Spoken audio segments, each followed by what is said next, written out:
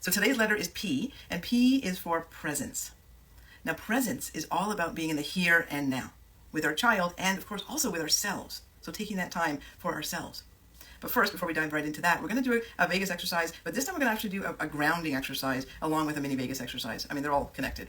So for grounding, to bring us to the here and now, we activate our senses. So I want to start with asking you to just look around and notice if you see two different colors. And just notice them. That's about it. Just notice two, identify two colors. Beautiful. Now I want you to feel something around you. It could be the chair you're sitting on if you're sitting on a chair. It could be the table in front of you. That's there for me. And just notice, is it cold? Is it warm? What's the texture? And just take that in. All right, and now finally, I just want you to listen. Listen for any sounds around you. Of course, you're hearing my voice, but are there any other little sounds going on? Just again, notice. Notice that you're here, that you're watching this right here, right now, with me and all of the others who have joined. And then I want you to take a deep, full breath in, again, through the nose in, through the nose out. We're going to aim for 6 seconds each way, a balanced breath. So let's do that together right now. 1, 2, 3, 4, 5, 6. And exhaling through the nose. 1, 2, 3, 4, 5, 6. Beautiful. You are now present. Well, at least probably more than you were a minute ago. So being present as a parent is often mistaken for being around our children. Times like when our child is doing their homework at the kitchen table and then we're prepping dinner or something, we're certainly in the same room as them, but does that mean that we are actually being present with them? Now, when I work with parents, I often hear, but I just spent a full hour with my child. It's never enough. What more do they want from me? And I hear you, because it's really hard to slow down and just hang out with our kids, especially on weeknights. There's just a lot to get done. And then when our child complains or keeps wanting our attention, even after we spent time with them, chances are the time we spent wasn't truly present time. Now, I do get it. We're all guilty of having so many things on our mind, or if we're not busy thinking about what else needs to get done, we might be using that time just to zone out because we're so exhausted. Now, my favorite is when we're half on our phones and half with them. Now, there are many videos on TikTok, Instagram, everywhere, made by teenagers. This is what fascinates me the most, made by teenagers that show us as parents how not present we are. Now, I always laugh when I see them, like a lot, because I'm totally guilty of doing that too. I'm going to try and act it out for you because I don't know how to share on Instagram. I don't think it's possible. But when it goes something like this, like they're standing there, you're on your phone, and then they come into the room and they're like, hey, what's for dinner? And then again, we're just looking down and we're like, uh-huh. And then they're like, hello, what's for dinner? And we're like, yeah. And then they finally say, are you actually listening? And then we look up and we're like, what? Sorry? So talk about not practicing what we preach. We're so guilty of justifying why we're on our phones, but expect them to hear us when we speak. Let's just be honest about that, right? Now, we could just stop here and tell ourselves that we were responding to something for work. I had to do that. Or we could consider saying, I'm not at work, and I'll always have something else I need to attend to. So let me pause and be intentionally present with my child. Now, I am seeing questions in the chat, which is awesome. I will look at them at the end so that we can address that. Thank you for sharing. All right, but there is a little warning signal I want to say. Because being present is very challenging, please help yourself out by putting your phone away when you're trying to be present. Unless you have a job that's literally a 911 call and you're the only one available, please put your phone away because it's actually really hard to ignore it, especially if it is work-related somehow. But if we're making intentional present time, that means we should not be multitasking in that moment. Okay, now there is some exciting news because I know being present with our kids is very challenging. So if you've been following along and implementing the A and the I of FAIR in Fair Parent this week, acknowledging and taking an interest, what you may not realize that you're already practicing being present. So huge high five for that. Remember though, it's not just about saying things like you're amazing. It's about energetically being there, being present in the moment with your child as you're saying it. So this is actually where the vagus exercises are super helpful. And when we practice calming our nervous system and having a well-toned, is what they call it, vagus nerve, a well-toned vagus nerve, we will ultimately be much more successful at staying present, even when mild stressors and distractions come our way. Now, because I believe that having a toned vagus nerve is critical to being able to practice being a fair parent, I recommend checking out my friend Dr. Nawaz Habib's book. Hopefully this isn't backwards for you, it might be.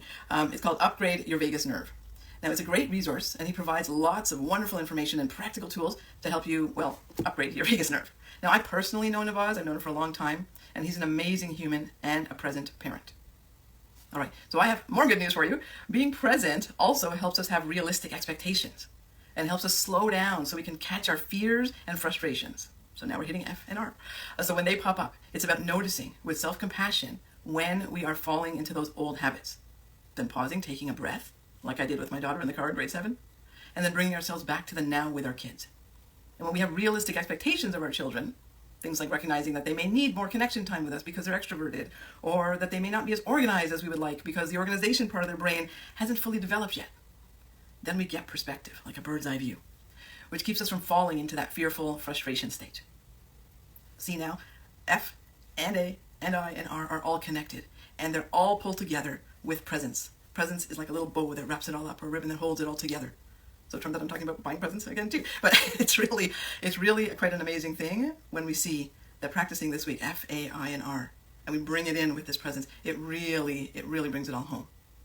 So for your challenge this weekend, I want you to set up a 5-minute interval each day between now and Monday where you and your child connect with intentional presence. It can be a 5-minute chat, a 5-minute play date, and the play date is with you in this case, or 5 minutes of quiet time cuddling together.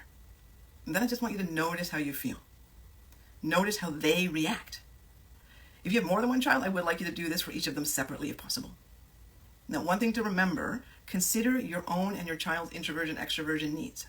Because if someone's depleted, please don't try. There's no point trying to connect with them at that time, or for yourself. Right? Find a time that will work for both of you. Now, when we're being present with our kids, we are helping them feel safe, really seeing them, and depending on what's happening in the moment, even soothing them.